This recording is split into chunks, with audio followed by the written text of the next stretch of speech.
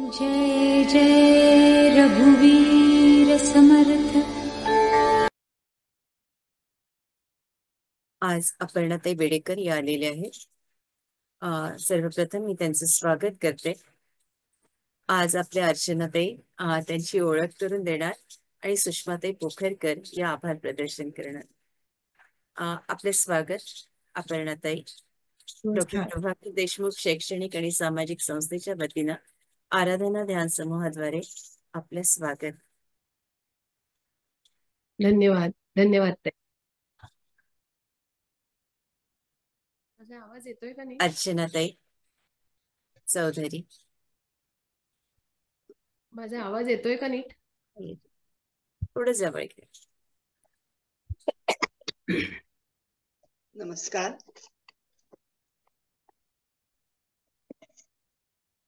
येतोय आवाज?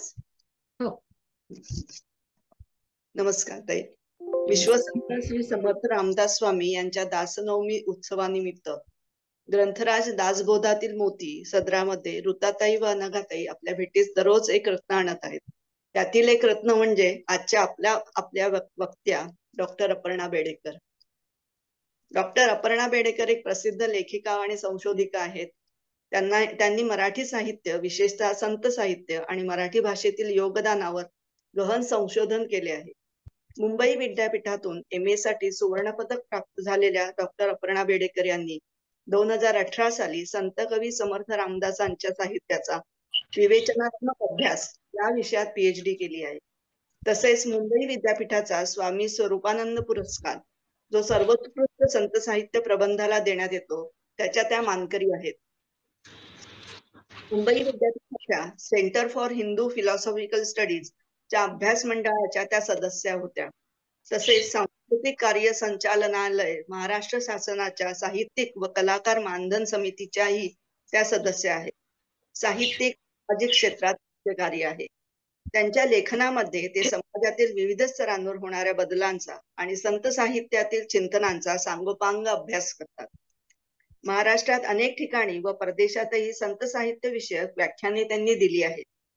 अशा संत साहित्य प्रेमी अभ्यासू वक्त्या आपल्याला आज लाभल्या आहेत, हे आपले भाग्यच आहे.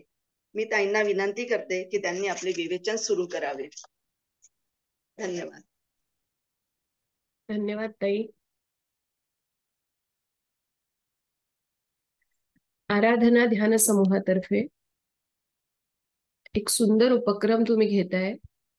आत्ताच जॉईन होता होता कळलं की जवळजवळ एक 100 श्रोते तरी इथे उपस्थित आहेत. ते माझे श्रोते यापेक्षा मला ते समर्थांचे भक्त इथे उपस्थित आहेत ह्याचा आनंद जास्त आहे. त्यामुळे समर्थ प्रेमी, समर्थांच्या साहित्याचे, समर्थांच्या विचाराचे जे वाटसरू आहेत, अशा सगळ्या वाटसरू कुटुंबाची मांदियाळी जणू काही इथे जमली आहे. त्यामुळे मला तुम्हाला आभार मानण्यापेक्षा मी तुमचे शतशः आभार मानते की इतक्या सुंदर श्रोत्यांच्या समोर एक सुंदर ध्यान साधना झाल्यानंतर मला बोलायला मिळणं ही माझ्यावर समर्थांची असलेली कृपा आहे. आपल्या सगळ्यांचे आशीर्वाद आहेत. त्यामुळे तुम्ही आभार मानण्याची खरंच तशी आवश्यकता नाही. मी सर्वांची ऋणी आहे आणि तुमच्या समोर बोलायला मिळते ही माझ्यासाठी अतिशय आनंदाची गोष्ट आहे.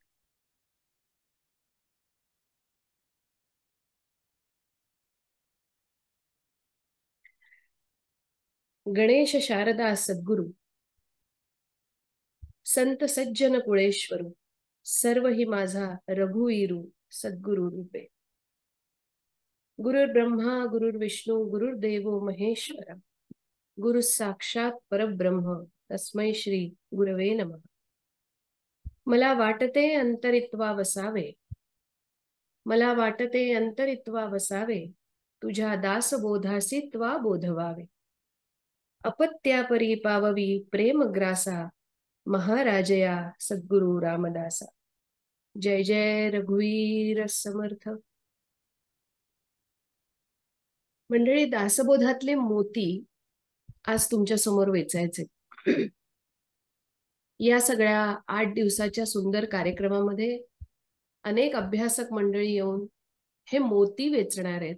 ही कल्पनाच इतकी सुंदर आहे की मला ह्या संत साहित्याच्या, विशेषतः समर्थांच्या अभ्यासाच्या दिवसात जे काही दिव्य मोती हाताला लागलेत ते तुमच्या समोर वेचायचा प्रयत्न करते.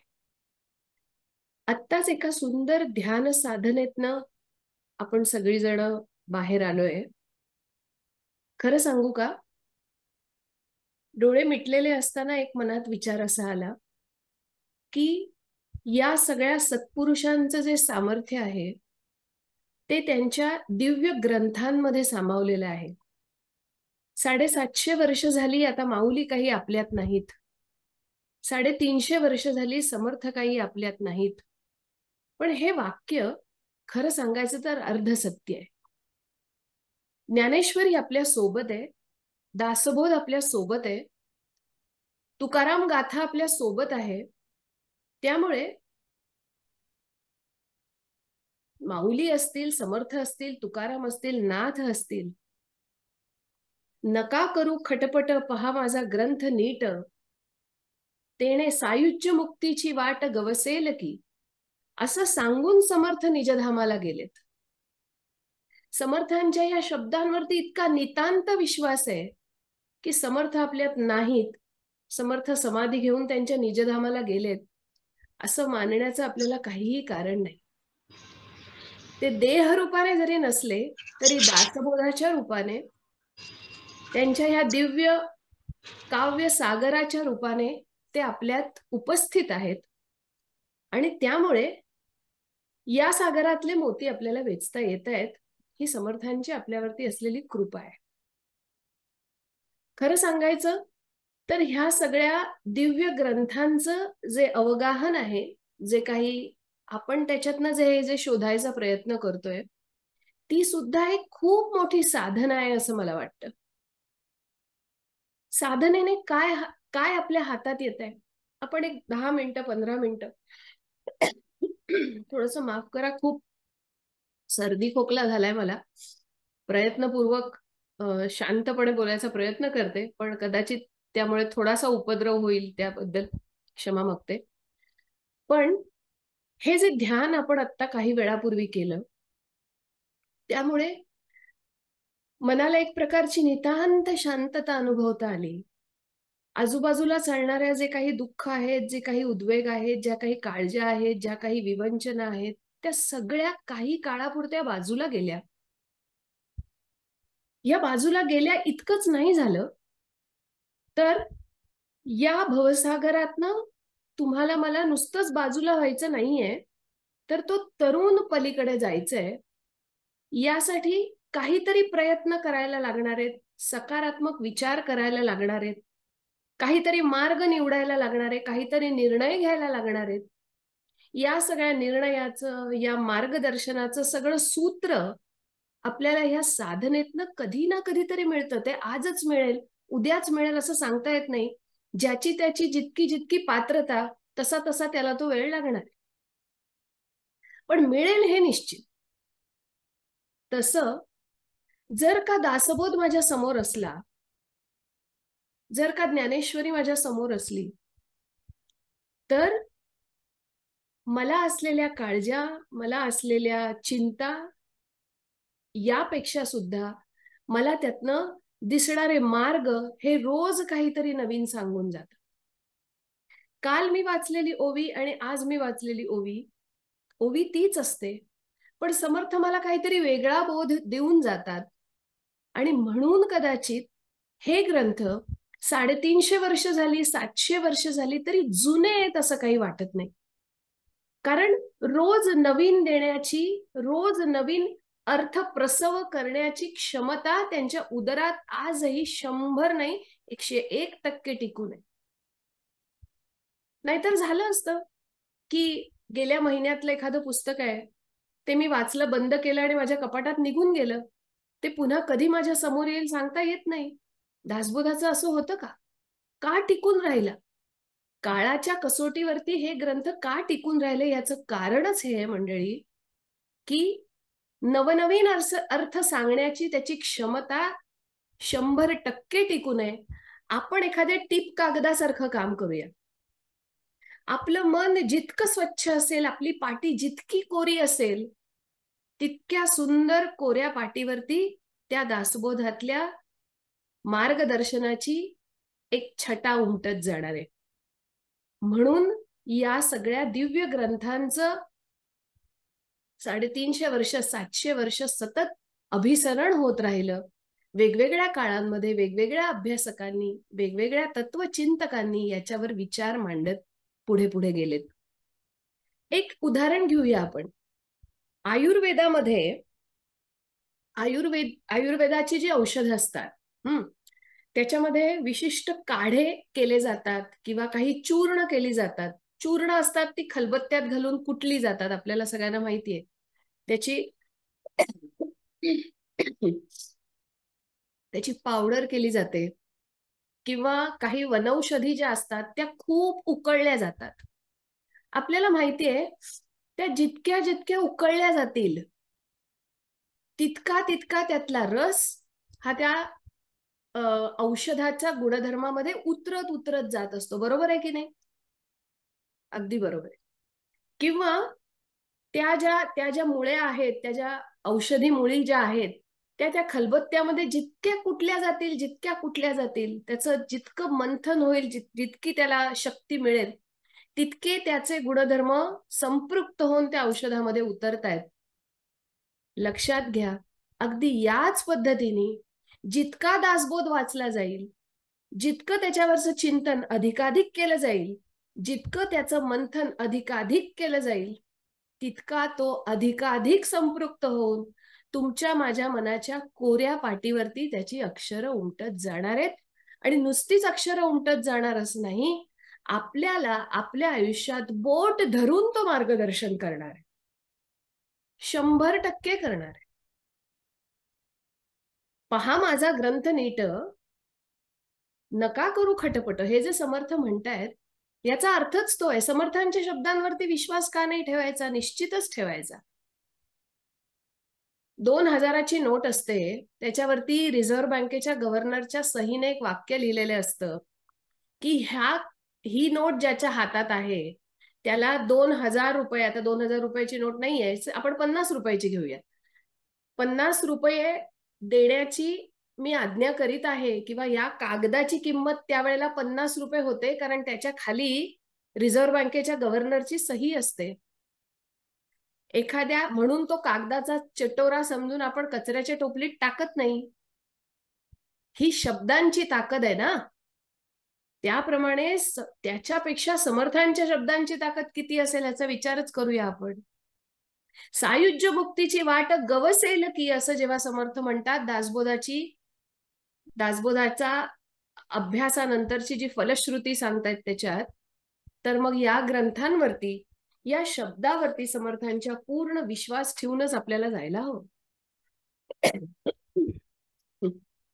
मला वाटतं माझ्या या शब्दांशी आपण सगळे सहमत असाल. त्यामुळे कठीण आहे.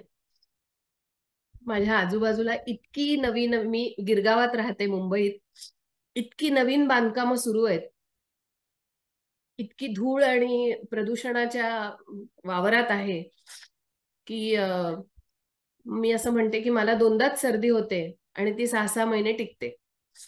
त्यामुळे तो सर्दी खोकला हा कायमचा आहे, ते धरूनच आपण बोलायचं. बरं, आता दासबोधातले मोती वेचत असताना मी तुम्हाला सगळ्यांना थोडंसं जुन्या दासबोधाकडे घेऊन जाते, म्हणजे 21 समासी दासबोधाकडे घेऊन जाते. 200 समास असलेला 20 दशकांचा दासबोध थोडं नंतर येऊया. जुन्या दासबोधाकडे घेऊन जाते. समर्थ असं म्हणतात, सद्गुरु कृपेचे निहावे, विवेक मुळाकडे धावे. शब्दांकडे लक्ष द्या समर्थांच्या.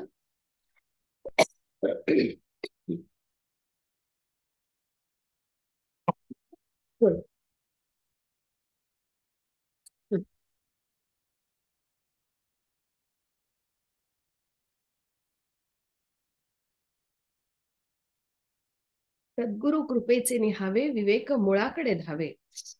तेणे ऐक्य सिंधू हेलावे स्वानंद सुखे. समर्थ आपल्याला एका मोठ्या समुद्राच्या किनारी जणू घेऊन आलेत. डोळ्यांसमोर हे चित्र येऊ दे. सद्गुरूंच्या सोबत तिथे आल्याने होतंय असं, ऐक्य सिंधू हेलावे स्वानंद सुखे. ऐक्याच्या सिंधूला भरत येऊ लागलंय. स्वानंद सुखाच्या लाटा त्या समुद्रावर येत आहेत. तया सिंधूच्या आनंद लहरी शब्दी निशब्द भरोवरी तेने प्रतापे वैखरी वदोची लागे. सद्गुरू सोबत आहेत, सिंधूच्या आनंद लहरी सोबत आहेत, सद्गुरूंचा कृपा प्रसाद सोबत आहे. असं असताना वैखरी प्रकट होण्याची हीच तर खरी वेळ आहे असं सांगून काही मी सांगू पाहतोय तुम्हाला. वेष्टित शिष्य तारांगणी, वेष्टित शिष्य तारांगणी सद्गुरू संपूर्ण चंद्र गगनी प्रकट झाला निजकरणी दिशा ढवळल्या. किती सुंदर रूपक समर्थ सांगतायत. या सद्गुरूंचं रूप असं आहे की माझे सद्गुरू हे साक्षात पूर्ण चंद्राच्या रूपाने आकाशात विराजमान आहेत. आणि सद्गुरूंची ही पौर्णिमा मी अनुभवतोय. शिष्य तारांगण रूपाने आजूबाजूला दिसतायत आणि निज किरणांनी या सद्गुरूंनी सगळ्या दिशा उजळून टाकल्यात. समुद्राला भरती आली ह्या पौर्णिमेच्या निमित्ताने. मिरवत जाता अंतराळी प्रभा फाकली ध्रुव मंडळी तेणे सुखे निज कल्लोळी सिंधू उचंबळो पाहे. समुद्राला आता बंधन हे झुगारावून द्यावंसं वाटतंय आणि किती उचंबळू. अशा स्वानंद सुखाच्या लहरींनी माझं मन उचंबळू पाहतंय. भरिते दाटले सागरी उचंबळोनी फुटल्या तरी महानदीसी माघारी दाटी झाली. खूप वेगळा विषय आहे हा म्हणून मी आज निवडला इथे तुमच्याशी बोलण्यासाठी. मोती वेचायचे दासबोधातले म्हणजे समुद्राच्या किनारी जायलाच हवं म्हटलं. त्यामुळे या समुद्राच्या किनारी काय झालंय बघा. समुद्राला इतकं अपार भरत आलंय. लाटा फुटून फुटून किनाऱ्याकडे धाव घेतायत, उचंबळून गेल्यात. वरून निजकिरणांच्या एका सुंदर वर्षावात गुरूंनी ह्या समुद्रावरती सुंदर चादर पांघरली आहे आपल्या प्रकाशाची. महानदीची माघारी दाटी झाली. सगळ्या नद्या समुद्राला येऊन मिळतायत, पण समुद्रच इतका उचंबळलाय की महानदी सुद्धा माघारी फिरतीये. तिला सामावून घेण्या एवढी सुद्धा आता क्षमता समुद्राकडे नाही, इतका तोच फुगलाय. उदक चढले अळुमाळ फुटले वाहती खळाळ तेणे बळे सरिता जळ उफराटे वाहे. उफराटे म्हणजे उलटे. समुद्राकडे येणारी सरिता सुद्धा उचंबळलेल्या समुद्राला सहन न करून उफराटी व्हायला लागली, मागे जायला लागली. लक्षात येत आहे का काय होत आहे ते? तैसी वृत्ती स्वरूपी मिळाली. आता हा जो शेवटची ओवी असते ना, ती समर्थांची खास ओवी असते. खास समर्थ असं म्हणतात, तैसी वृत्ती स्वरूपी मिळाली मिथ्यत्वे माघारी मुरडली सिंधुचेनी लोटे आली जेथील तेथे. सरिता समुद्राकडे न जाता पुन्हा तिच्या मूळ रूपाकडे गेली, माघारी वळली. तशा माझ्या वृत्ती माघारी वळल्या. आतापर्यंत या वृत्तींनी इतका पसारा मांडला होता. या वृत्ती इतक्या हिनकळत होत्या, इतका गजर करत होत्या, इतक्या लाटांनी इतका थैमान घालत होत्या. पण झालं असं, सद्गुरूंच्या कृपेमुळे वृत्ती उफराटी वळली, वृत्ती मुळाकडे वळली. मन शांत झालं आणि फक्त सद्गुरूंच्या कृपेच्या वर्षावात चिंब नाहून निघालं. वृत्तींचं मागे वळणं म्हणजे काय माहितीये का मंडळी? आपण तर सगळेजण खूप सर्वसामान्य माणसं आहोत. या सगळ्या वृत्तींच्या पसाऱ्यातच आपला सगळा दिवस, दिवसाचे 24 तास, 25वा तास मिळाला तरी तो तसाच जाणार आहे. वृत्तींचं मागे वळणं म्हणजे मी आत्मस्वरूपाला शोधणं, मी माझ्या अंतरंगात डोकावणं. पहावे आपणासी आपण या नाव ज्ञान. माझ्या अंतरंगात जो ज्ञान रूपाने वास करतो आहे, त्या ब्रह्मस्वरूपाकडे माघारी वळणं, मागे परतणं, याचं सुंदर रूपक समर्थ आपल्याला समजावून सांगतायत की अशी ही नदी तिच्या मूळ रूपाकडे माघारी वळली. सोपं आहे का हे माघारी वळणं? बघा, मला वाटतं इथे महिलांची संख्या अधिक आहे, मला दिसतायत त्याच्यावर. एक एक अगदी साधं व्यवहारातलं आपलं उदाहरण सांगते. मला माझ्या खास कपाटातला खास दागिन्यांचा खण उघडायचा आहे. ठीक आहे, मला माझ्या खास कपाटातला खास दागिन्यांचा खास खण उघडायचा आहे. तर मी आधी काय करते माहिती का? माझ्या घराचं अगदी बाहेरचं जे दार आहे ते लावून येते. येते का नाही? थोडासा हात वर करा म्हणजे मला कळेल. वृत्तींना माघारी वळवायचं असेल तर हे जे आजूबाजूचं सगळं भवताल आहे ते आपल्याला काही काळाकरता बंद करावं लागणार आहे. वृत्तींकडे पूर्ण ते दार वृत्तींचं बंद करून अंतरंगात डोकवायचं असेल, तो खास खण आहे, लक्षात घ्या, तो खास खण आहे माझा. माझ्या अंतरंगात जे ब्रह्म साठवलेलं आहे तो खास खणाकडे जायचं आहे. मला सगळे माझं भवताल बंद करावं लागणार आहे. या ध्यानातनं हेच तर शिकवलं ना ताईंनी. करा थोडा वेळ सगळं बंद. माऊली तर असं म्हणतात, परी एकले अवधान दीजे तरी सर्व सुखासी पात्र होईजे, हे प्रतिज्ञोत्तर माझे उघड ऐका. अवधान द्या म्हणजे काय? माझ्या ग्रंथाकडे अवधान द्या, माझ्या सांगण्याकडे अवधान द्या. हे जे काही संत सगळेच आपल्याला सांगतायत त्याचा अर्थच असा आहे की अहो, व्यवधान काही वेळा करता तरी सोडा. व्यवधान सोडणं म्हणजे अवधान देणं. हे सगळे बाहेरचे दरवाजे बंद करणं म्हणजे आपल्या त्या अंतरंगातल्या खास खणाकडे डोकावणं. तर त्यातले ते मोती हाताला लागणार आहेत. दासबोधातले मोती कधी हाताला लागतील?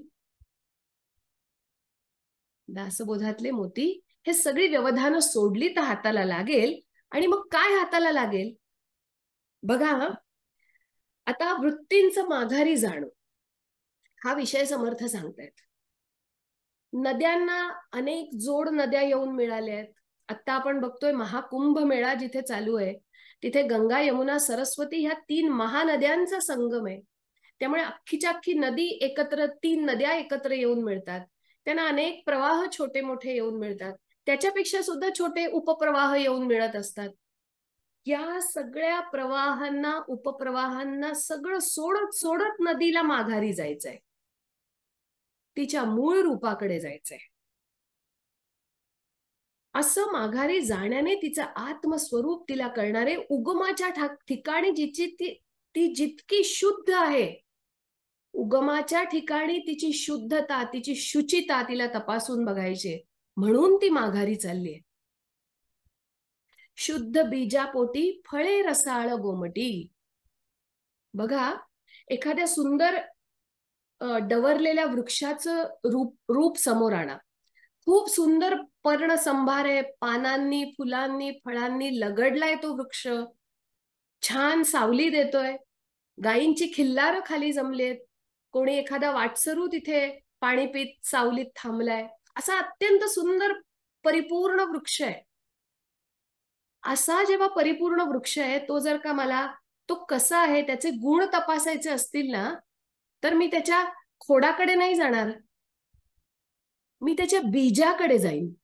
त्याचं बीज किती शुद्ध आहे, त्याचं बीज इतकं परिपक्व असल्याशिवाय त्याचा हा नंतरचा जे फुलणं आहे, नंतरचा जो व्यापार आहे, तो इतका सुंदर झाला नसता जर बीज परिपक्व नसतं तर. नदीचं माघारी जाणं, झाडातून बीजाकडे जाणं, हे समर्थ अपेक्षित करतायत आपल्याकडनं. अजून एक उदाहरण. सध्याचा तर काळ असा आहे की अनेक रोगांनी कधी ना कधीतरी माणूस पछाडला जातो. त्यावेळेला नक्की झालाय काय हे तपासण्यासाठी आपलं ब्लड सॅम्पल घेतलं जातं. त्या ब्लड सॅम्पलचं विघटन केलं जातं. त्या विघटनानंतर कुठेतरी काहीतरी वेगवेगळ्या पेशी आपल्याला सापडतात, त्यातली मूलद्रव्य शोधता येतात आणि त्यातल्या पेशींमध्ये असलेल्या विशिष्ट मूलद्रव्यामध्ये काहीतरी दोष आहे म्हणून मला रोग झालाय हे लक्षात येतं. जावं लागतं खणत खणत इतकं माघारी, तेव्हा कुठे आपल्याला काहीतरी शोध लागतो की अरे अच्छा असं आहे होय. यामध्ये या बीजात ताकद आहे. या उगमाच्या ठिकाणी असलेल्या स्त्रोतामध्ये शुद्धता आहे. आणखीन एक, हे जग पहिल्या महायुद्धाच्या काळात आणि आजही अणुस्फोटांनी हादरलं होतं. या भौतिक जगामध्ये हे भौतिक जग हे वेगवेगळ्या मूलद्रव्यांनी बनलं. ते मूलद्रव्य अणूंनी बनलं, ते मूलद्रव्य रेणूंनी बनलं, इथपर्यंत ठीक. त्या अणूचं सुद्धा विघटन करता आलं. त्या अणूच्या विघटनातून परमाणू निर्माण झाले आणि त्या परमाणूमध्ये इतकी ताकद आहे की त्यापासून अणुबॉम्बची निर्मिती झाली. लक्षात येत आहे का? जितक्या जितक्या सूक्ष्म स्वरूपाकडे आपण जाऊ तितकी त्यातली ताकद, त्यातली क्षमता, त्यातली शुद्धता आपल्याला तपासता येणार आहे.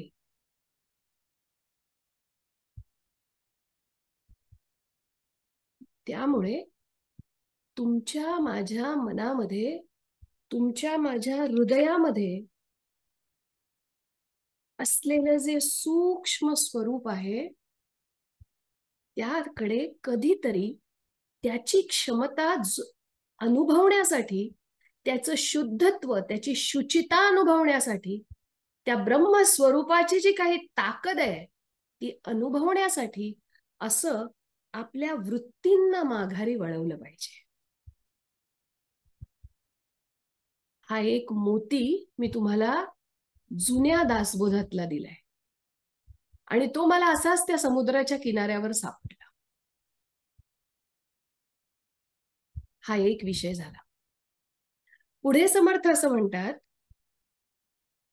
त्याच किनाऱ्यावरच्या पुढच्या ओव्या आहेत बरं का, अतिशय सुंदर रूपक आहेत त्याच्यामध्ये. कधीतरी त्या जुन्या दासबोधाकडे, अनेक जण दासबोधावर बोलणार आहेत मला माहितीये. मग म्हटलं आज आपण जुना दासबोध तपासून बघूया. निदान मला सुद्धा नव्याने काहीतरी मोती सापडत गेले ताईंच्यामुळे. समर्थ म्हणतात, मी सिंधू ऐसे जडले तेव्हाची खडेपण आले. आता अजून एक दृष्टांत आहे इथे. समुद्रामध्ये मीठ असतं. ते मीठ, त्याला काही स्वतंत्र अस्तित्व आहे का हो? खरं म्हणजे काही नाहीये. समुद्राच्या पाण्यात विरघळलेला तो एक क्षार आहे. पण जेव्हा त्या मिठाला वाटायला लागतं की मी मीठ आहे, त्यावेळेला त्याचा खडा, त्याचं कठीणत्व त्याला येतं. तो समुद्रापासून मी कोणीतरी वेगळा आहे असं जेव्हा म्हणायला लागतो तेव्हा काठिण्य येतं, सहजता संपते. समर्थ म्हणतात, सिंधू सांडूनी बाहेर पडले, कठीण पडे लवण. सिंधूला सोडून दिलं आणि लवण म्हणून माझं काहीतरी स्वतंत्र अस्तित्व असावं, मी काहीतरी असावं म्हणून ते लवण बाहेर पडलं. लवण म्हणजे मीठ.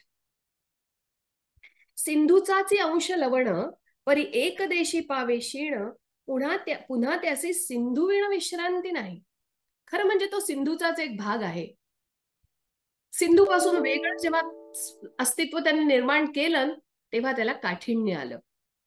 सिंधू माझी जळचरे, जीता ती तेणेची आधारे, परंतु बापुडे अविचारे सिंधू होऊ नेणती.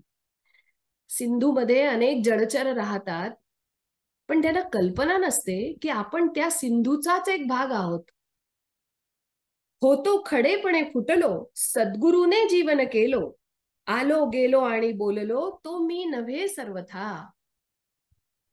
खडेपण जेव्हा आलं, जेव्हा स्वतंत्रपण आलं त्या लवणाला, किंवा स्वतंत्रपणे विचार केला जलचरांनी, सिंधूच्या पेक्षा बाहेर येऊन जेव्हा विचार केला, मासा समुद्रापासून बाहेर येऊन जेव्हा आला तेव्हा त्याला कळलं, अरे समुद्राशिवाय मी राहू शकत नाही. लवण जेव्हा समुद्र सोडून बाहेर आलं, म्हणजे मीठ जेव्हा बाहेर आलं, तेव्हा खडेपणाने फुटलो, त्याचा खडा झाला, काठीणता आली त्याला आणि फुटून गेलं शेवटी.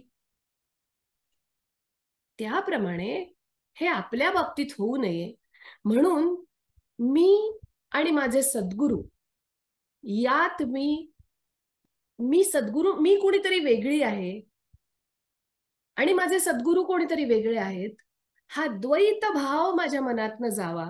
द्वैत भाव निर्माण झाला की मी खडेपणाने फुटणारच आहे, मी त्या जलचरासारखी तडफडणारच आहे, हे जर निश्चित असेल तर आलो गेलो आणि बोललो, तो मी नव्हे सर्वथा. तर हे द्वैत माझ्या मनातलं सर्वथा निघून जावं आणि अद्वैतपणे त्या सिंधूतला मी एक भाग व्हावा. सद्गुरूंच्या कृपेच्या आशीर्वादाचा जो सिंधू आहे माझ्या आजूबाजूला, त्याचाच मी एक भाग व्हावा. मी संपूर्ण समर्पणाने त्यांच्यात विलीन माझ्या वृत्ती असाव्यात, अशी मी प्रार्थना करतो.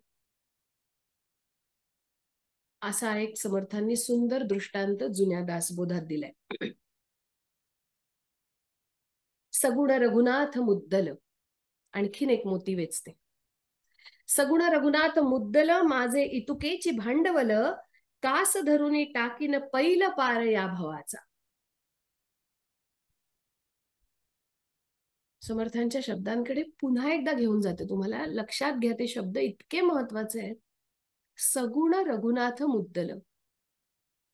आपण जर का सज्जनगडावरनं प्रकाशित होणारा दासनवमी विशेषांक वाचला तर या महिन्याचा, तर या ओवीवरचाच माझा लेख आहे, आपल्याला मिळाला तर नक्की वाचा. सगुण रघुनाथ मुद्दल, माझे इतुकेची भांडवल. एखादा व्यापारी व्यापार उद्योग सुरू करतो तेव्हा काय पाहिलं जातं? त्याचं भांडवल पाहिलं जातं ना, बरोबर आहे ना? त्याला मिळणारा जो काही परतावा आहे, वर्षाच्या अखेरी तो आपले जमा खर्च मांडतो, ताळेबंद मांडतो, तो जो परतावा आहे तो नफ्यात असणारे तोट्यात असणारे जे काही असेल ते असेल. त्याने किती मेहनत केली, त्याने किती श्रम केले, त्याने त्याची बुद्धी किती वापरली, त्याने त्याची व्यापारातली सजगता किती वापरली, हे सगळं तर महत्वाचं आहेच. पण त्यावेळेला त्याचा चार्टर्ड अकाउंटंट जो कोणी असतो तो विचारतो की तुमचं भांडवल काय होतं आणि किती होतं, तुम्ही मुद्दल किती आणलं होतं. कारण त्या मुद्दलावर बरंच काही अवलंबून आहे ना. माझी आजी मला एक गोष्ट सांगायची, मला कीर्तनाला घेऊन जायची, कळो न कळो मला म्हणायची, कळेल नाही झोपलीस तरी चालेल पण माझ्याबरोबर चल, आणि अशी सवय लागली होती. तर त्या कीर्तनात एकदा एक विषय बुवांनी मांडला होता, तो त्यावेळेला मला काही कळला नव्हता. नंतर कधीतरी मोठं झाल्यावर आजीने समजावला होता. विषय असा होता की बुवा म्हणाले होते, सोनाराचं दुकान थाटायचं असेल, बघा हा, सोनाराचं दुकान थाटायचं असेल तर भांडवल भडभुंजाचं चालत नाही. लक्षात येत आहे का? दुकान सोनाराचं थाटायचं आहे, मुद्दलात काय हवं मला? काही लाख हवेत ना. आताच्या भाषेत तर कोटीच, आता ते काय आपण पायरीच चढत नाही होत सोनाराची, जाऊ दे ते जाऊ दे. पण भांडवल भडभुंजाचं नाही चालत. घरी येता येता मी आजीला विचारलं, आजी भडभुंजा म्हणजे काय? मग तिने मला सांगितलं की जो लाह्या करतो, जो चणेदाणे करतो विकतो, कुठल्याही व्यवसायाला मला कमी लेखायचं नाहीये, पण तिचं सांगणं असं होतं की समर्थांना राष्ट्राचा प्रपंच करायचा होता. स्वतःचा वैयक्तिक प्रपंच सोडून देऊन जीवाच्या सख्यत्वासाठी, देवाच्या सख्यत्वासाठी पडाव्या जीवलगांचे तुटी, सर्वस्व अर्पावे शेवटी प्राण तोही वेचावा. देवाच्या सख्यत्वासाठी, धर्माच्या कल्याणासाठी, राष्ट्राच्या पुनरुत्थानासाठी कंबर कसायची होती आणि त्यासाठी भांडवल सोनाराचं हवं होतं, कारण व्यापारच मोठा होता. आई चिंता करतो विश्वाची, राष्ट्राचं पुनर्निर्माण करून विश्व चिंतेच्या मागे असलेला हा महन मंगल संतात्मा किती तयारी करायला लागली होती. देव देश यांच्या सख्यत्वासाठी संपूर्ण भारतभराचं तीर्थाटन करायला लागलं होतं, मठस्थापना करायला लागली होती, अनेक लोक मेळवावे, शुद्ध विचारे भरावे, अनेक लोकांना एकत्र आणून शुद्ध विचारांचं रोपण त्यांच्यावर करायचं होतं. त्यासाठी हा सगळा कविता समुद्र लिहिला गेला. केवढं मोठं भांडवल आहे हो. मग समर्थांनी काय सांगितलं आपल्याला? सगुण रघुनाथ मुद्दल. माझ्या मुद्दलात काय आहे समर्थांनी जर का विचारलं, त्या भडबून त्या सोनाराला विचारलं ना, भांडवल कसलं आहे? सोनाराचं आहे, कारण सोनाराचं दुकान थाटायचंय. समर्थांना जर का इतका मोठा व्यापार करायचा होता, समर्थांना इतका राष्ट्राचा प्रपंच करायचा होता, समर्थांना विश्वचिंतेतून मार्ग काढायचे होते, तुम्हाला मला दाखवायचे होते, तर समर्थांच्या मुद्दलात काय आहे असं जर का कोणी आपल्याला विचारलं, त्याचं उत्तर समर्थांनीच देऊन ठेवलंय. सगुण रघुनाथ मुद्दल. विषयच संपला. प्रत्यक्ष चाप सगुण शब्दांकडे जाऊया. चाप बाणधारी, युद्धाला सदा सज्ज असलेला, समर्थ असलेला रघुनाथ माझ्या मुद्दलात आहे. माझे इतुकेची भांडवल. समर्थ म्हणतात इतकंच भांडवल. हो, ते इतकं आहे तेच खूप आहे ना, पण याच्याशिवाय आता उरलं काय? ह्या भांडवला व्यतिरिक्त आता गरजच नाही कशाची. माझे इतुकेची भांडवल, कास धरुनी टाकीन पैल पार या भवाचं. आता इथे या बाजूला ऐल तीरावर आपण आहोत, समर्थांच्या सोबत आहोत, आणि पैल तीरावरती जायचंय. तर कुणाची साथ मला धरायला हवी आहे? तर हा जो भांडवलात घेतलेला सगुण रघुनाथ आहे, त्याची कास धरून, त्याचं बोट धरून या भवसागराच्या नौकेत मी बसलोय, त्याची कास काय मी सोडणार नाही. आणि खात्री आहे मला म्हणजे समर्थांना, समर्थ कारण असं म्हणतात, कास धरून टाकीन पैल पार या भवाचा. मी पैल तीरावरती पाऊल टाकीनच. त्यामुळे मंडळी, हे ग्रंथ जे आहेत, हे अशा मोत्यांनी विखुरलेले ग्रंथ आहेत. हे मोती मला तुमच्या समोर वेचताना खरंच खूप आनंद होतोय. ताई, आपल्याकडे वेळ किती आहे फक्त सांगा. आपण झूमवर बोलतोय, आहे ना व्यवस्थित वेळ? किती वेळ मी बोलायचंय? 15, अजून 10 मिनिटं आहेत. अजून 10 मिनिटं. म्हणजे मी अजून मूळ दासबोधाकडे वळलेच नाहीये ताई. म्हणजे मूळ दासबोध म्हणजे मला असं म्हणायचंय, मी जुन्या दासबोधात आहे. हरकत नाही ना, आपल्याला सगळाच विचार समर्थांच्या साहित्याचा करायचा आहे, तर मी जुन्या दासबोधावरती बोलले. जुना म्हणजे 21 समासी दासबोध. आता दासबोध जेव्हा घडला त्यावेळेला म्हणजे समर्थांच्या काळातली परिस्थिती फार वेगळी होती मंडळी. त्यामुळे समर्थांनी लिहिलेला दासबोध हा मुख्य म्हणजे आता मी तुम्हाला घेऊन येते 200 समासांचा 20 दशकांच्या दासबोधाकडे. हा दासबोध हा जरी संत साहेब म्हणजे वेद उपनिषद प्रणित जे सनातन जे तत्वज्ञान आहे,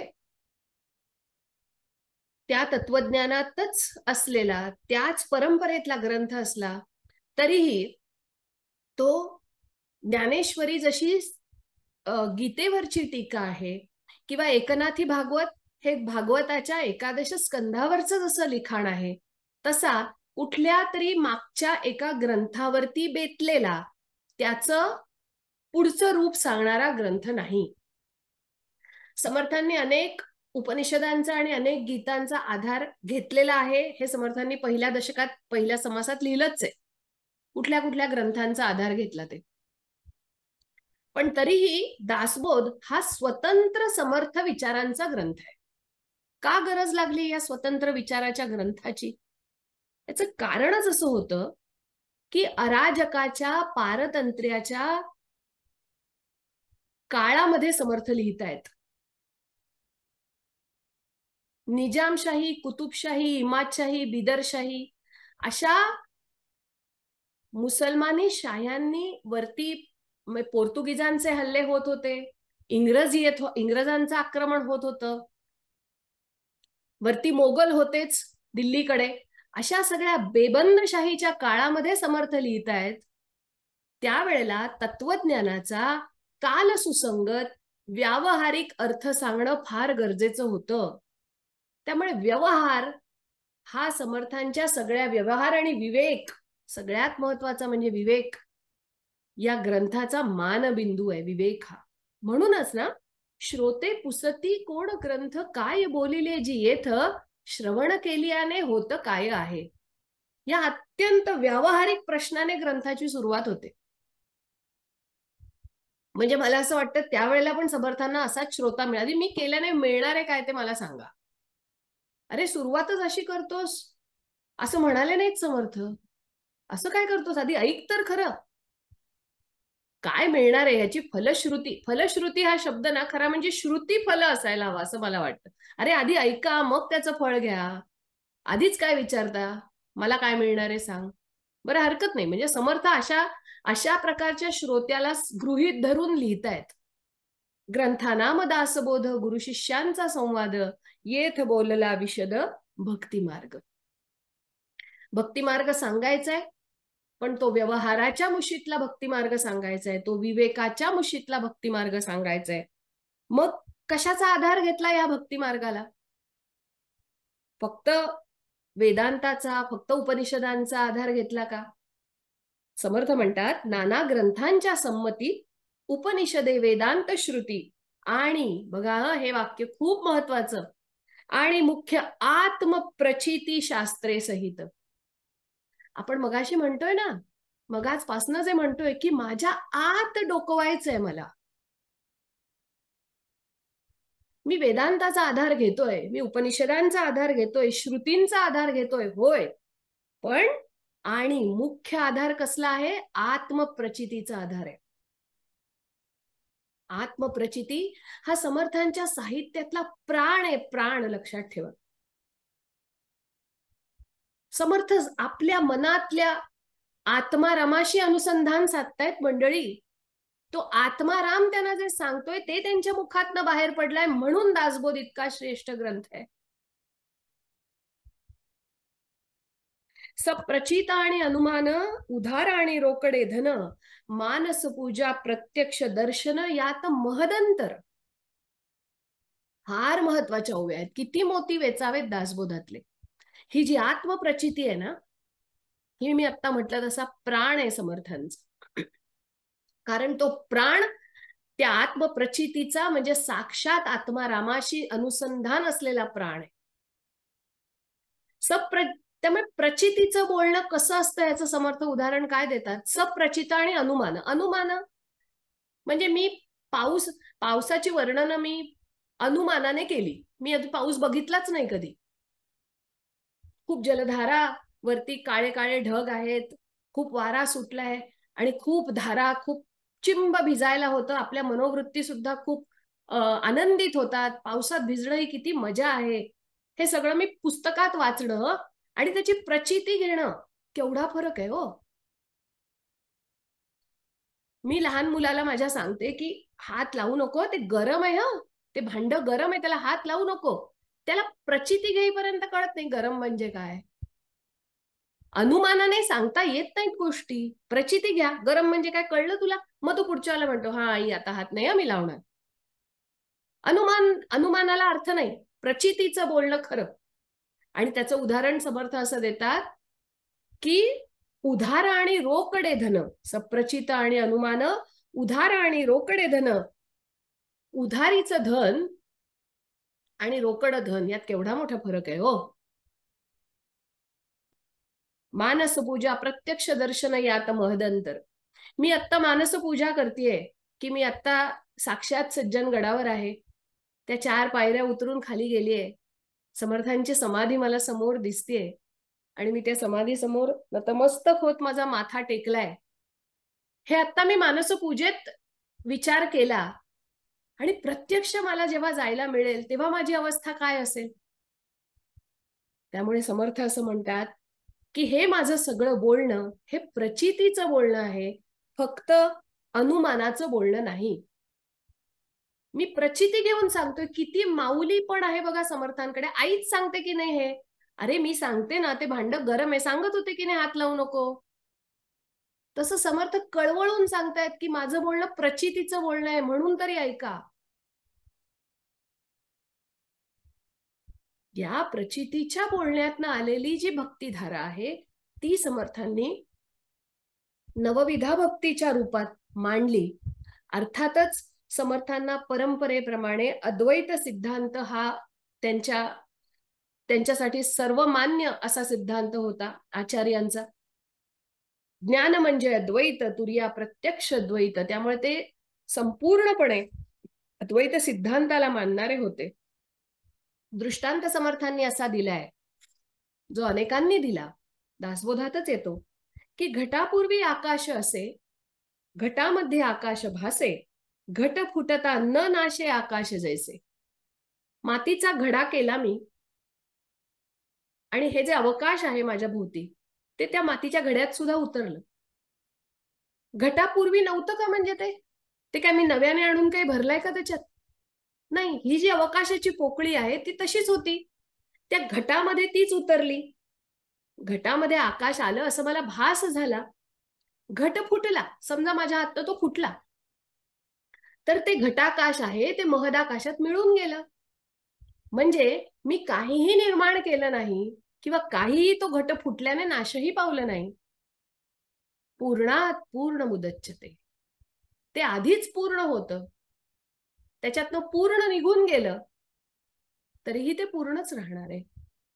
असा सगळा सिद्धांत जरी समर्थांना मान्य असला तरीही समर्थ या अद्वैताच्या सिद्धांताकडून तुम्हाला मला ज्ञानेश्वरांच्या चिद्विलासवादाकडे, किंवा जेव्हा ती महाराष्ट्राची संत परंपरा आपण बघतो त्यावेळेला माऊलींनी सांगितलेल्या चिद्विलासवादाकडे घेऊन येतात. माऊलींनी असं म्हटलं चिद्विलासवादात की ब्रह्म जर सत्य असेल तर ब्रह्माचा जो संकल्प असलेली ही जी चराचर सृष्टी आहे ती सुद्धा तितकीच सत्य आहे. हा माऊलींचा सिद्धांत आहे. त्यामुळे आजूबाजूला आपल्या जे काही व्यवहारात घडतंय त्यापासनं फारकत घेऊन आपल्याला आपला कुठलाही मार्ग आचरता येत नाही. त्यामुळे सगुण रघुनाथ मुद्दल, त्या सगुण, तो ब्रह्म जरी निर्विकार असलं, त्याला आकार नाही, उकार नाही, त्याला मिती नाहीत, मर्यादा नाहीत, ते अनादी आहे, अनंत आहे, सगळं जरी असलं तरी समर्थांच्या मनामध्ये सगुण रघुनाथाचंच मुद्दल त्यांच्या मनात कायम होतं. आणि म्हणून रघुनाथ स्मरोनी कार्य करावे, ते तत्काळची सिद्धी पावे, करता राम हे असो द्यावे अभ्यंतरी. या सगुण रघुनाथाच्या मुद्दलावरती उभारलेला हा सगळा शास्त्र विचार समर्थांनी सांगितला. पहिले ते हरिकथा निरूपण, दुसरे ते राजकारण, तिसरे ते सावधपण सर्व विषयी, चौथा अत्यंत साक्षेप. अशी चतुसूत्री सांगताना सुद्धा हरिकथा निरूपणाला पहिला मान दिला, त्या सगुण रघुनाथाच्या उपासनेला पहिला मान दिला. समर्थ असं म्हणतात, कथा शंकराची, कथा कार्तिकाची, कथा चंडिकेची, कथा मोरयाची, कथा व्यंकटाची, कथा विठ्ठलाची, कथा मल्लयाची, कथा भैरवाची, कथा नृसिंहा वामना भार्गवाची, कथा कौरवा पांडवा माधवाची, कथा इंद्रादिदेव ब्रह्मादिकांची, समस्तांमध्ये श्रेष्ठ या राघवाची. राघवाच्या कथेचा जय जयकार समर्थांनी केला. सह्याद्रीच्या सगळ्या गिरीशिखरांवर आणि घळींमध्ये आणि त्याच्या सगळ्या दऱ्यांमध्ये जय जय रघुवीर समर्थ अशी सशक्त गर्जना, हा जप नाहीये, हा ही गर्जना आहे, गर्जना. अशी गर्जना समर्थांनी केली. आणि त्या काळाला आवश्यक असलेला भक्तिमार्ग, माझ्याकडे इतका वेळ नाही हे सांगण्या इतकं, तो भक्तिमार्ग कसा होता या सगळ्याचा विचार करून नवविधा भक्तीकडे आपण पाहावं. ती किती डोळस उपासना आहे त्याच्याकडे आपण पाहावं. याकरता मी हे सगळं सांगितलं की जपमाळ घेऊन बसण्याच्या जागा केवळ नाहीयेत समर्थांचा भक्तिमार्ग, म्हणजे ती सामर्थ्याची उपासना आहे आणि ते उपासनेचं सामर्थ्य आहे. समर्थांचा अभ्यास करणं ही सामर्थ्याची उपासना आहे आणि ते उपासनेतनं येणारं सामर्थ्य आहे. या सगळ्याचा विचार समर्थांच्या दासबोधातले मोती वेचताना आपण करावा. आणि तसंच समर्थ होण्याचा तुमचं माझं व्यावहारिक जीणं असो किंवा पारमार्थिक असो, ते समर्थ व्हावं अशीच समर्थांच्या चरणी मी विनंती करते. त्या दृष्टीने जो काही भक्तिमार्ग, जो काही व्यवहारातली कुशलता जी काही त्यांनी आम्हाला शिकवायची ती आम्हाला त्यांच्याच दासबोधातनं मिळत राहो अशी त्यांच्या चरणी विनम्र प्रार्थना करते आणि आपली रजा घेते. धन्यवाद. जय जय रघुवीर समर्थ.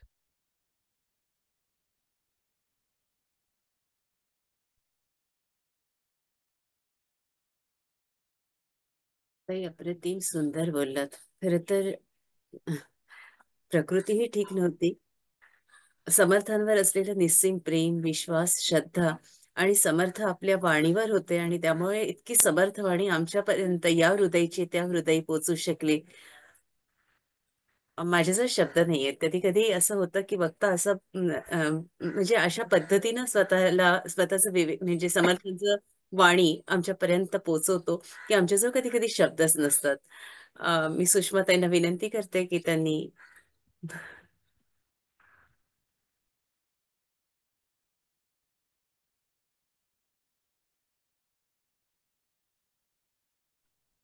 नमस्कार ताई. नमस्कार. आज तुमच्याकडनं खूप महान मोती आम्हाला मिळालेत. अगदी पदर आमचा मन आणि पदर दोन्ही भरून गेलेलं आहे. त्यामुळं आभार व्यक्त करणं म्हणण्यापेक्षा मी खूप खूप नतमस्तक होतीये तुमच्या पुढे.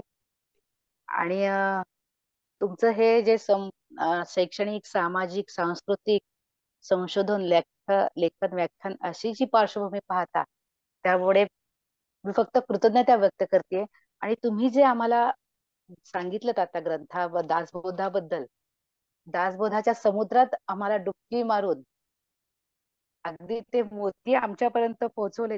खूप खूप अगदी विचार बोलायला खरं जडच जातंय. हे मोती आम्ही खूप तोकडे पडतो ह्या ज्ञानापुढे.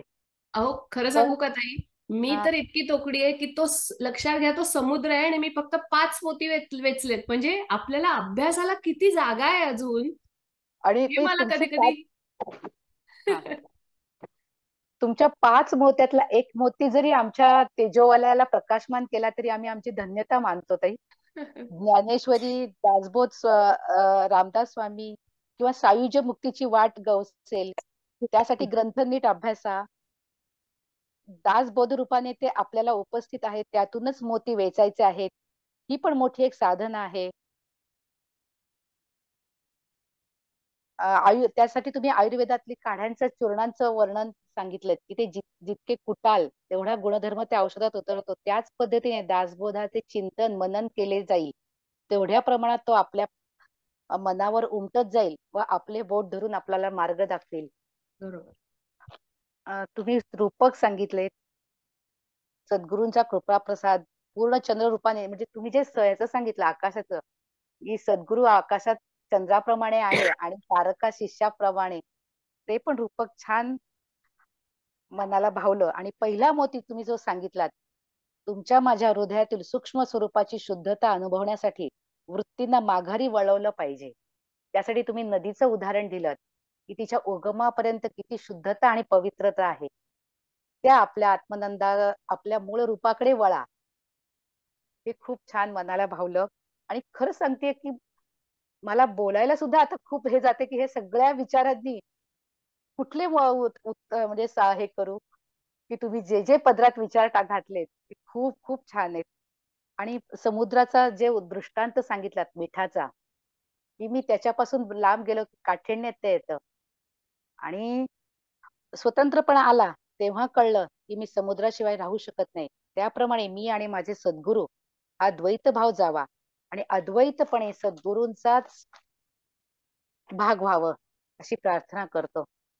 आणि त्यानंतर जो दुसरा मोती सांगितलात, सगुण रघुनाथ मुद्दल माझे. हो. काय मुद्दल हवंय आपल्याला, आणि तो रामदासांकडे होतो. आम्हीही तशीच प्रार्थना करतो की हे मुद्दल आम्हालाही लाभावं आणि हो. आम्हालाही त्या विचारांच्या कास धरून चालता यावं पुढे. तरी माझ्या मैत्रिणींनाही काही खूप भावलं असेल, त्यांनाही काहीतरी सापडलं असेल, त्यांनाही बोलायचंय. आणि तुम्ही चालेल. परत यावं आमच्यासाठी येईन आणखीन येईन. मोठी घेऊन नक्की येईन. प्रार्थना करते. नक्की येईन. धन्यवाद नक्की. ताई. धन्यवाद जय ताई. जय रघुवीर समर्थ. जय जय रघुवीर समर्थ. ताई, कोणाला काही बोलायचं असलं तर मी आहे. म्हणजे हो, कृपया तुम्ही आपण म्हणा. hands करावेत आणि ताईशी संवाद साधावा.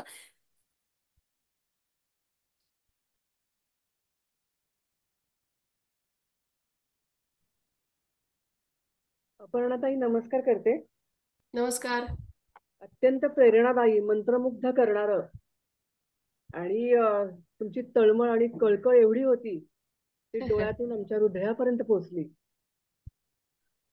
खूप खूप खूप म्हणजे नतमस्तक आहे. तर ह्या धन्यवाद. 2 मिनिटात काय सांगणार, तरी पण आम्हाला बरेचसे मोती जे तुम्ही सांगितले ते आमच्यापर्यंत पोहोचले. तर तुम्ही सुरुवातीलाच सांगितलं की या म्हणजे सामर्थ्य सत्पुरुषांचं सामर्थ्य कसं दिव्य ग्रंथात आहे. नका करू खटपट, पहा हो. माझा ग्रंथ नीट.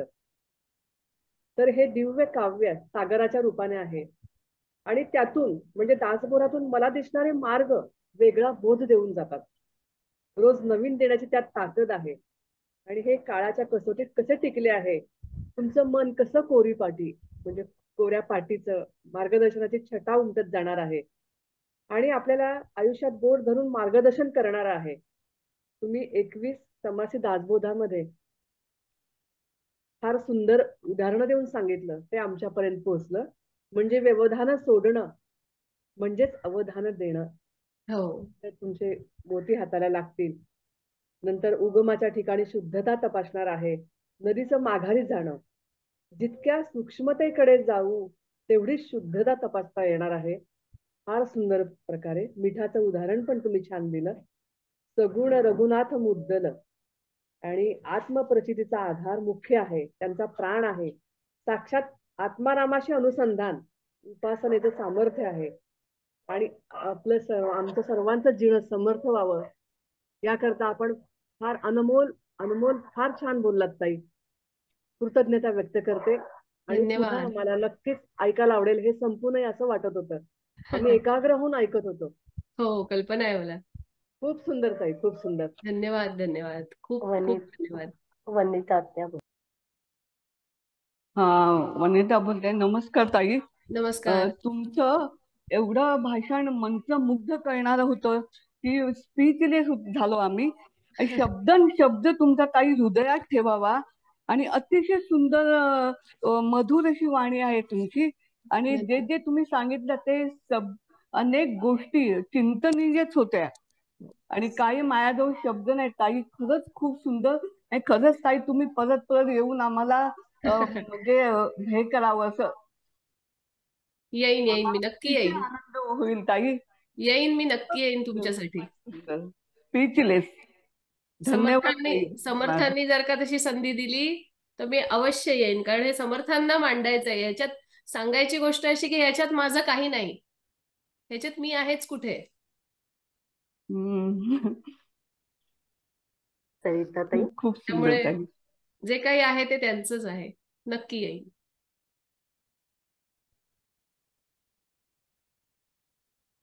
नमस्कार नमस्कार. ताई. आपलं विवेचन ऐकताना आम्ही अगदी मंत्रमुग्ध झालो होतो. खूपच सुंदर, म्हटलं तर त्याला शब्द कमी पडतायत भावना व्यक्त करण्यासाठी. आपण नक्की पुन्हा पुन्हा या कारण असं वाटतं की अजून बरंच काही ऐकावं खूप काही आपल्याकडून. राहिलं हो. खूप काही हो, म्हणजे खूप. खरंच सांगते की त्या अफाट समुद्रातनं 4-5 मोती वेचणं हे कठीणच होतं. पण तरी मग मी प्रयत्न असा केला की म्हटलं की जुन्या दासबोधाकडे तरी वळू, काही वेगळं तिथे हाती लागतं का तपासू.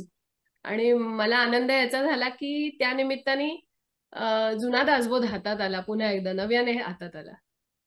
हो, आम्हाला पण त्याची काही कल्पना नव्हती, नवा जुना. पण आपण सुंदरच विवेचन केलं. नक्कीच पुन्हा पुन्हा या.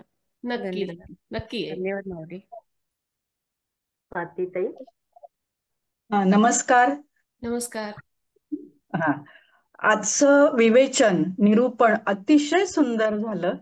खूप अगदी सगळं सोप्या भाषेत आणि ओघवत्या वाणीमध्ये तुम्ही जे सांगितलं मनाला, म्हणजे हा विषय इतका मोठा आहे की वेळ पुरला नाही खरं.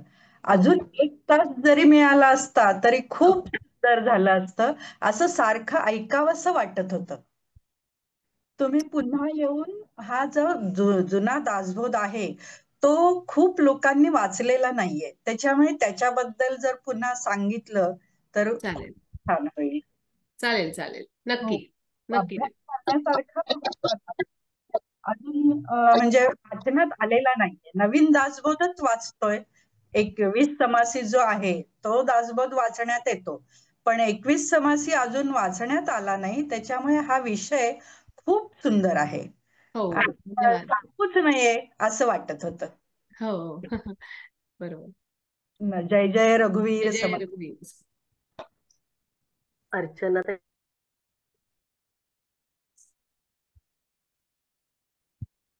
अर्चनाताई.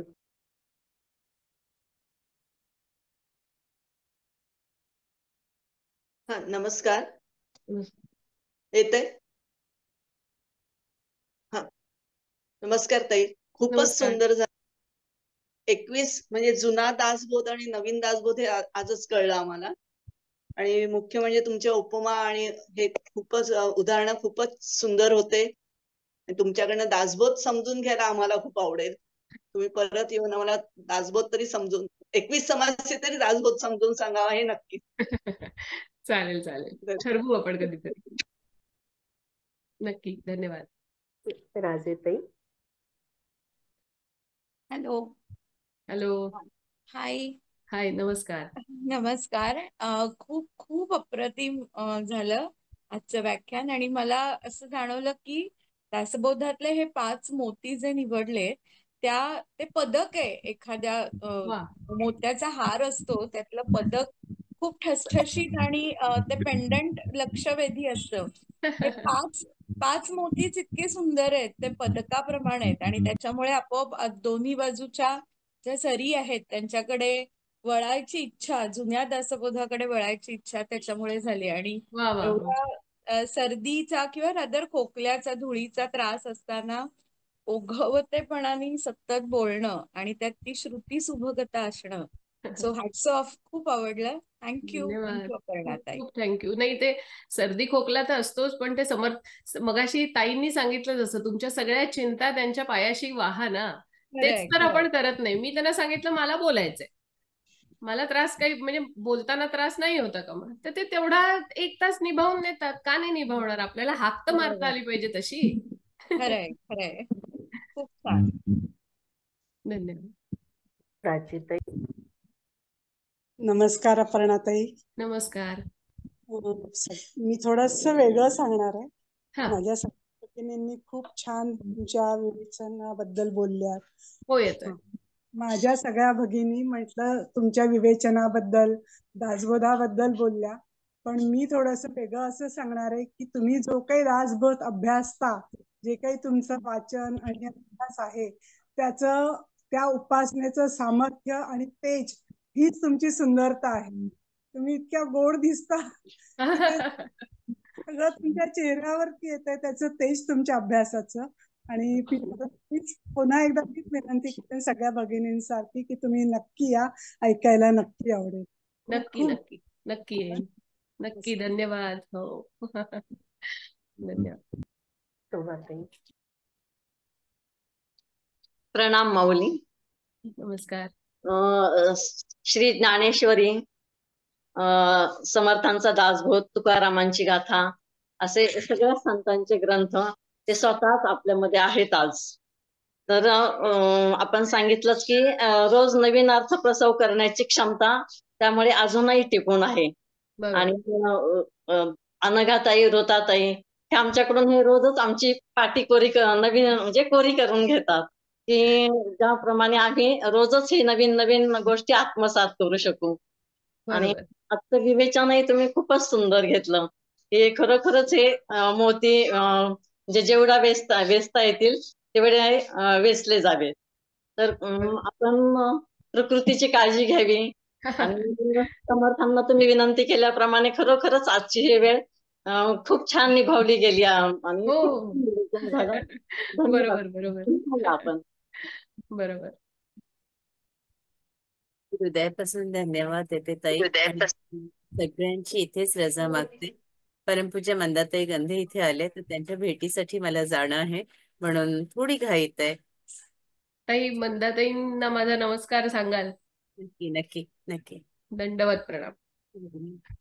आपण सर्वांनी बोलावलं आणि मला संधी मिळाली बोलण्याची, ही समर्थांची कृपा. खूप खूप धन्यवाद. भेटूया. जय जय रघुवीर समर्थ. जय श्री रघुवीर समर्थ.